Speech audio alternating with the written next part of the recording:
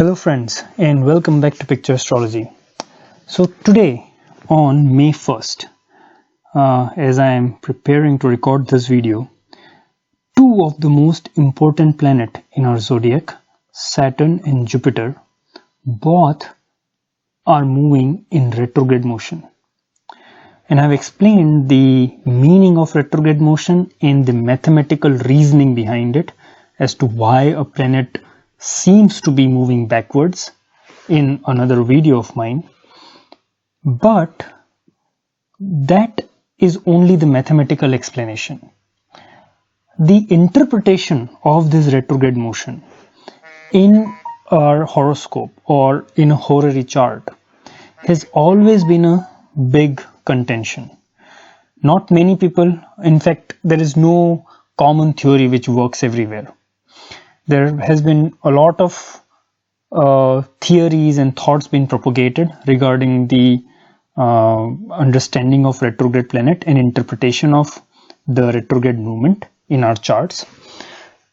So today I thought is probably the right time to disclose one of the most unknown secret, and I'm using the word secret in utmost honesty, of the retrograde planets.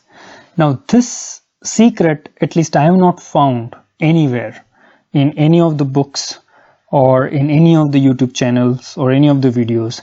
I have learned it from my gurus and specifically my great-grandfather. And that can explain how the retrograde planet interpretation on the chart can be done. So without further ado, let's jump right in. Now, my gurus, especially my great-grandfather, was a firm believer in the dictum, Yatra Pinde Tatra Brahmande. It's a Sanskrit dictum which loosely translated would basically mean that like universe,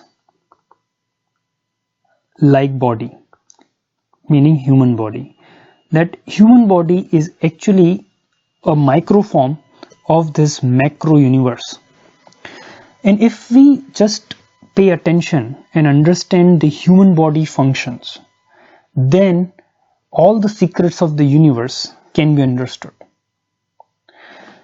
Now, in terms of the planetary motion, retrograde and direct motion,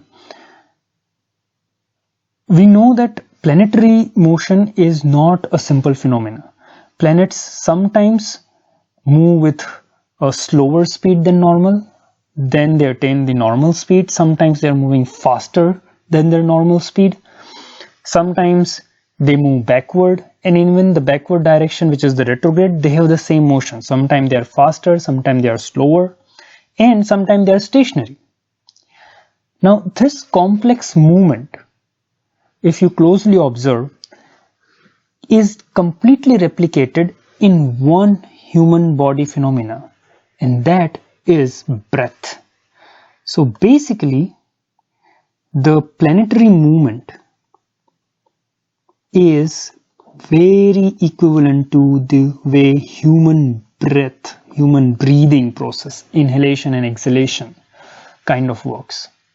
And if we understand this breathing pattern well, we can understand the impact of retrograde and direct planetary motion. So let's just quickly see how the breathing or the planetary motion works. What are the different stages?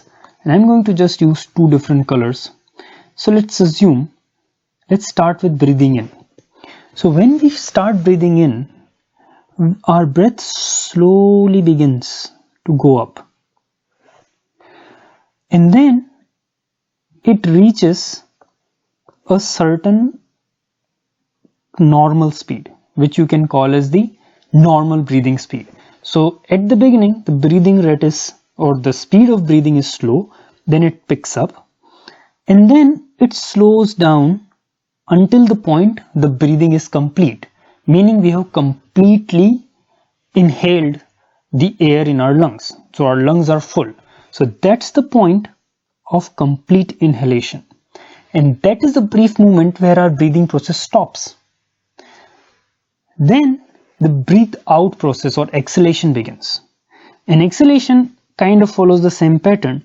First, the exhalation speed is slow. It slowly starts the exhalation. Then it attains a normal speed of exhalation.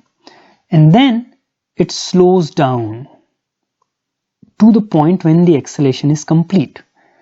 So we have, you see this is the curvature, this is the curve motion, and you can clearly see it has two different parts. Now after the breathing out finishes, the second cycle of breathing in will slowly begin. So the same cycle will start again. So now you see in this whole motion we have a normal motion, and then we have the breathing out motion. And in these two we have 2 points where the breathe actually stops. Now compare it with the planetary motions. We have the direct planetary motion where the planet just slowly begins its direct journey. It picks up its speed and goes through the normal speed. Then it slowly stops and comes to a stationary position in the planetary movement.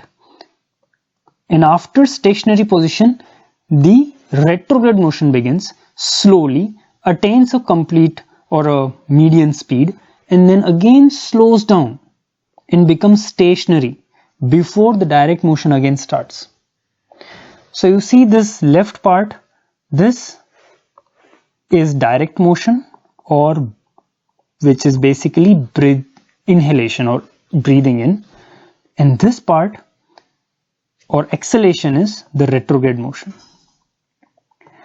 Now if we know how the breath, the breathing in and breathing out phenomena, what are the impacts of these on human body, same are going to be the impact of direct and retrograde motion of planets on human body. Now before we go into the actual explicit effects of direct and retrograde, let's just understand the breath or breathe and its relation with planets a little bit. So according to the yogic and Vedic philosophy, breath or breathing process is called prana. It is basically the vital energy of the universe which we inhale as form of the breathing in process. And I'll have to create a separate video, but the pranas has different aspect.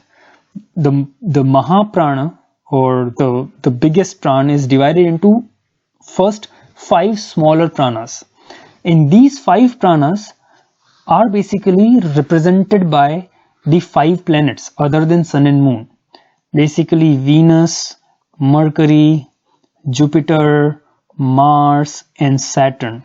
These 5 represent one form of the prana which we inhale as part of the breathing process. And therefore the inhalation and exhalation of each type of prana is directly related with the direct and retrograde motion of each of these 5 planets. And then obviously the stationary motion also are there for each of them, and even the stationary could be divided in 2 parts. One is the stationary when the direct motion was happening and then the planet became stationary before the retrograde started. This will be the point where we have completely filled our lungs and body with air, and then the second stationary is when the retrograde motion was going on and the planet stops or completes the retrograde motion, and just before the direct motion begins it is stationary, and this will correspond to the position where we have completely exhaled our breath and we are, there is no breath in our lungs. Now each of these movement for each of these 5 planets can be interpreted in many ways. I'm going to, in this video, only talk about some common implications which can be attributed to all these 5. So how does the breathe in and breathe out differs, or how the biological impact of these two processes happens in the body. So the first of all, when we are born, the first thing we do is breathe in. That is the first thing. Once we breathe in, that is how a human body or any other body is born. The last thing we do when we die is breathe out. Also, just one more example. Many human body processes happens only when the breathing out is happening. Say for example, speaking. I am speaking to you or you speak to anybody. You can only speak when you're breathing out. You cannot breathe in and speak at the same time. Breathing in and speech cannot happen together, because the air which we exhale is actually used to produce all these sounds which we are using to communicate. So one thing is very sure: whenever a planet is in the retrograde motion, it becomes more expressive. Expressive in the sense it can speak. Breathing in and speech cannot go hand in hand. Also, from this birth and death philosophy, when a planet is in the retrograde, its Maraka Shakti becomes stronger. So if the planet is a Maraka planet, or even if not a Maraka, if it's a malefic in the chart, its malefic powers will increase when the breathe out process is happening, which means when the retrograde motion is happening. Therefore, generally retrogrades are not considered very good, generally speaking. But if a benefic is retrograde, that will also become more expressive in various ways. And their correlation with each of these 5 planets and Panch Prana, when we combine these, can actually give us a wide range of interpretation. Also, many things, like we know mathematically why Sun and Moon are not retrograde. Sun and Moon are never retrograde, and we know this, the reason for this, from the astronomical or mathematical point of view. But what are the implications from the interpretation point of view? What if Sun and Moon were retrograde? Is it even possible? And what it is, we know that it is not possible mathematically, but from this theory of breathing in, breathing out, where do they fit in? How does this theory explain Rahu and Ketu motion? Rahu and Ketu are always retrograde. They are never, at movement in my Rahu and Ketu video, I have explained that there are times when they are direct, but their general or overall motion is retrograde. So how does these relate? I am going to need to make separate videos for all of these. All of these phenomena can be explained very clearly if we understand our human body correctly and how the breath or the prana moves in the body. But to begin with, we have some common interpretation things which we have seen about planets being more expressive, about planets getting more strength, etc. And as I stated in the beginning of the video, that Jupiter and Saturn, 2 of the most impactful planet on human lives, they are right now in retrograde motion. And they are, one is retrograde in the Scorpio sign and the other one in the Sagittarius sign.